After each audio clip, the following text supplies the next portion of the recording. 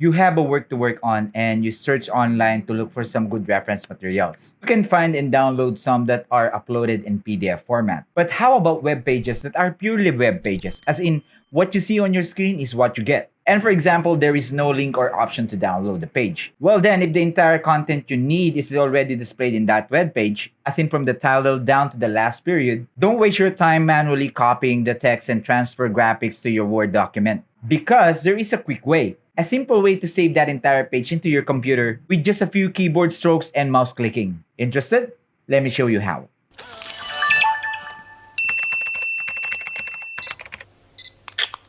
Here is a web page that we can use as our example. I'll leave a link to this page if you're interested to read the content and of course to credit the owner. While on that page in the browser, hit Ctrl+P to pull up the print menu. Yes, you heard me right. We will print this page but not exactly to print it on paper, of course. Again, that's Ctrl+P. Change the destination to save as PDF. Click Save. Assign where you want it to be saved. As you can see, the save as type is set to *.pdf. Hit Save. You now have a copy of the web page on your computer in PDF format ready for printing or reading anytime. In fact, you can use this process to save absolutely everything your browser can pull up and display. Even your Facebook page or websites with videos on them like YouTube. Of course, the videos won't be played once on PDF because the videos will be converted into graphics or pictures. Here I am on YouTube in my own channel. We can use this one as our example. I can do it from here, but let's go further and go to one of my videos. For example, let's play this one.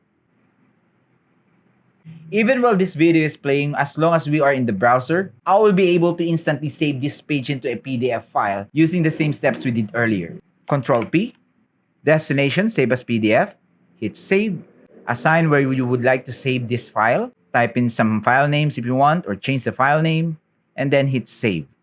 And now I have converted and saved that YouTube page as well in my computer as a PDF file. And the video, of course, is now changed into a graphic or picture.